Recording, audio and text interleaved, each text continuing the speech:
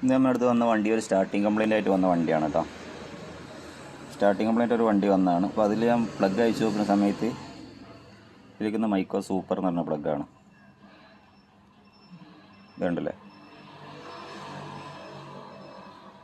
ഇത് കോപ്പിയാണ്, പ്ലഗ് വരുന്ന ഒറിജിനലല്ല. അപ്പം നമ്മൾ ഈ സ്റ്റാർട്ടിങ്ങിൻ്റെ സമയത്ത് സ്റ്റാർട്ടിങ് പ്രശ്നമായ സമയത്ത് ഓരോ വർക്ക്ഷോപ്പിൽ കയറ്റുമ്പോൾ അവിടെയുള്ള ഇതേമാതിരിയുള്ള പ്ലഗും കിട്ടും. അതായത് ചാമ്പ്യന്, പിന്നെ ഒരുപാട് പ്ലഗ് വരുന്നുണ്ടല്ലോ.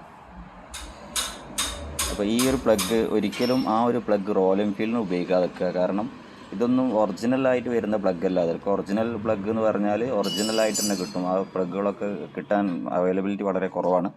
അതുകൊണ്ട് നിങ്ങൾ റോയൽ എൻഫീൽഡിന് ഒറിജിനൽ സ്പാർക്ക് പ്ലഗ് മാത്രം ഉപയോഗിക്കുക. ഒറിജിനൽ സ്പാർക്ക് പ്ലഗ് നിങ്ങൾക്ക് മനസ്സിലാവും. ഇവിടെ നോക്കുക, ബോഷ് R6 എന്ന് വരും കേട്ടോ.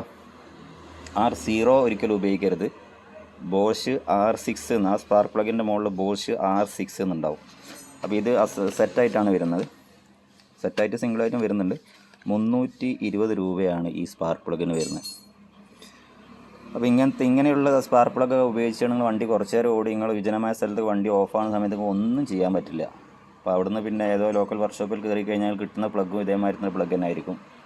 അപ്പോൾ അതുകൊണ്ട് സ്പാർക്ക് പ്ലഗ് ഉപയോഗിക്കുന്ന സമയത്ത് നിങ്ങൾ വണ്ടി താൽക്കാലികമായിട്ട് എവിടെന്നെങ്കിലും രക്ഷപ്പെടാൻ വേണ്ടിയിട്ട് സ്പാർക്ക് പ്ലഗ് ഇത് ഉപയോഗിച്ചാലും വീണ്ടും നിങ്ങൾ പോയിട്ട് വീണ്ടും ഈ സ്പാർക്ക് പ്ലഗ് ഒറിജിനൽ നിങ്ങൾ വാങ്ങി ഉപയോഗിക്കണം. കാരണം വണ്ടി വഴിയിൽ കുടുങ്ങുന്ന ഒരു ഇതാണ് ഈ ഒരു പ്ലഗ് കൊണ്ട്.